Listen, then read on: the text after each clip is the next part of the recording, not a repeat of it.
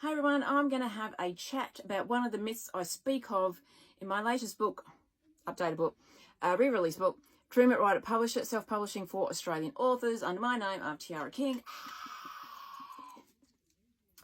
And the myth is that we're talking about writer's block. Now, I personally don't believe in it. I know there are people who will basically die on the hill that it exists. For me, it doesn't. What I have found is that for newbie, wannabe amateurs, yes, you have been gaslit into believing that there is such a thing as a writer's block. Whereas veteran pros know full well that there isn't, because for most of them, it's the job they have to do. I've watched a lot of the masterclass. Actually, I've binge watched all of the masterclass author courses.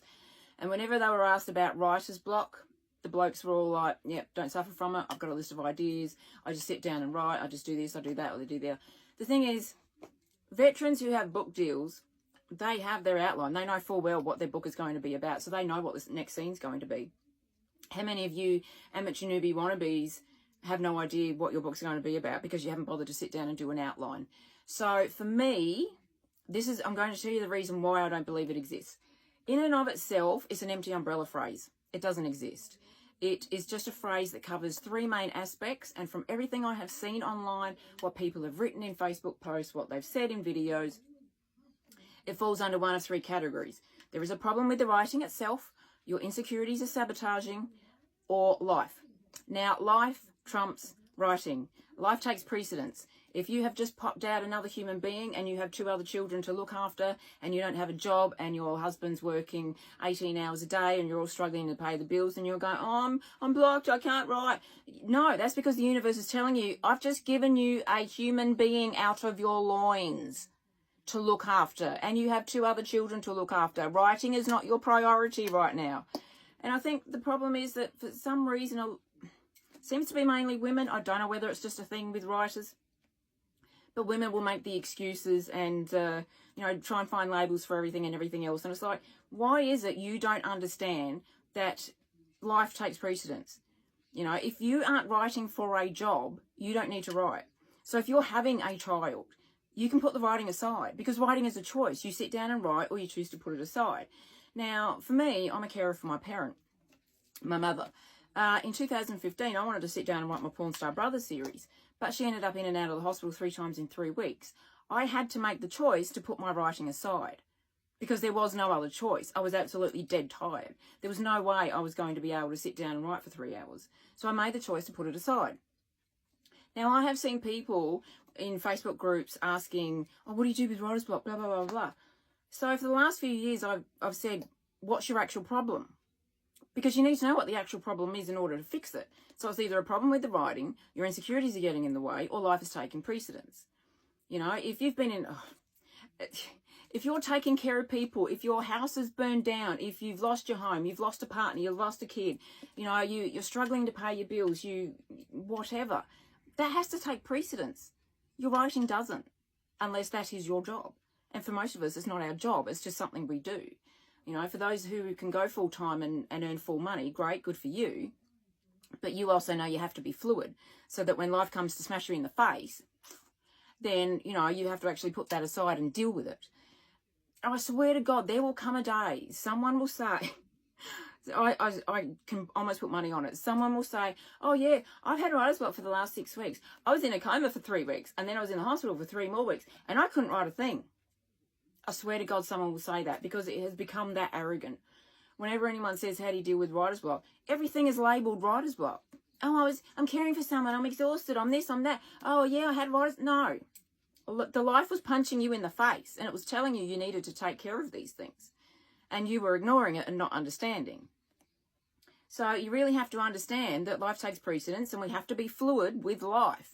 If we suddenly have something to deal with or someone ends up in the hospital and we have to deal with doctors and everything else, that has to be put aside. That's just the way life is. And it's not just writing. It's, if you take dance classes or painting or sculpting or any creativity or even any exercise, sometimes you just got to put that off until you deal with it, because life can be overwhelming and all of the shit that gets thrown at us can really overwhelm us. So back to the other area of insecurities. So I've heard so many women talk and say through the writers group and everything else, oh, but what if it's not good enough? What if no one reads it? What if I'm not good enough? And I really wish I could go around telling people to grow the goddamn fuck up, because they really need to. And it's always women. It's always women. You know, unfortunately, we're the ones hit with the insecurities and the emotions and everything else, and men just don't give a fuck about anything. God, I wish I was a bloke sometimes. Don't even go there. But it's always women that say these things, and they always let their insecurities ruin everything. You know, it's defeatist and self-sabotaging, and that's what it is. And if you want to continually be defeatist and constantly sabotage yourself, then that's your insecurities. That's you making choices in order to do that. You know, I mean, we have had there are a couple of blokes in the writers group, and they can be a bit self-defeatist and a bit self-sabotaging. Oh, no, I don't want to do this. Oh, no, I don't want to do that. Well, if you don't want to do anything to help yourself, then there's no point doing it, is there? I mean, come on. So if you're going to let your insecurities run rife and veer off into the imposter phenomenon, which is its actual real name, named by Dr. Pauline Clance back in 1978, when her and Dr. Suzanne Imes did their theories and their tests and their, you know, everything that they did in order to figure out what was going on in women's minds. And she said she felt like an imposter. That's its actual name, imposter phenomenon. You know, I don't believe in that either. And it's not a real mental illness or disorder. It's just another umbrella phrase. But that's where that category will lead you to. So if you're going to be self-defeatist and sabotage yourself, then don't bother, you know, because it's your attitude that's doing that. So then we get back to writing. What is it that you have written where the problem lies? Because you have to name it in order to fix it. You know, if you have an outline, you can go back to that outline and go, okay, I'm here. That's not even in the outline. I'm supposed to be here. How do I get back to that? Well, you sit down and you figure out that you either cut something out, or you add a filler scene or an in-between scene to get you from left to right, or A to B. Technically, it would be A to C. So, you know, you sit there and you figure it out. But too many people just want to up and start writing something else and then wonder why they have, you know, dozens of things that are left unfinished. Well, why don't you just sit there and figure it out? Because a lot of authors, when talking about writer's block, will say, and this is something I know is why it makes it absurd. Oh yeah, I was writing my book and I was, you know, on chapter 24 and everything was going really well, and then I got writer's block. So I turned around and started writing another book. If you're writing, how are you blocked? Or they'll say the opposite, which is just as absurd. Oh, I haven't written anything, but I really want to write a book, but I've got writer's block. If you're not writing, how are you blocked? So the absurdity of this bullshit is just mind-blowing sometimes. I really don't know why women are so gaslit into things. Because, you know, that seems to be the way. You know, they've been told these things often enough, or they see these things often enough, read these things often enough that they just believe it instead of actually thinking for themselves. What you need to do if you're writing and you have a problem is sit down. If you don't have an outline and your plot line and your character list and everything else, and know what your first chapter is going to be, or your last chapter, and some major scenes in between, then you're not going to be able to fix it. Because if you're just sitting there with your hands over your you know, laptop or your typewriter or whatever, waiting for Muse to hit you with a bolt of lightning and to start doing this, it ain't happening. You know, you need to know what you're going to write about before you actually sit down and write it.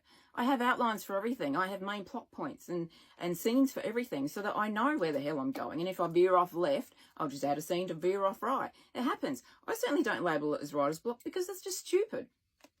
I know where the problem is and I fix it. So you have to name it in order to fix it. Now, there will be people that disagree with this. There will be people that vehemently go, oh no, writer's block is a real thing. I'm mocking you there. No, it's not. It is not a disorder. It is not a mental illness. It's just an umbrella phrase for an issue that comes under one of three categories: writing, insecurities, or life. And you need to sit down and figure out what the problem is. And if it's life, you need to deal with it and wait until everything settles. And then you can start thinking about writing again.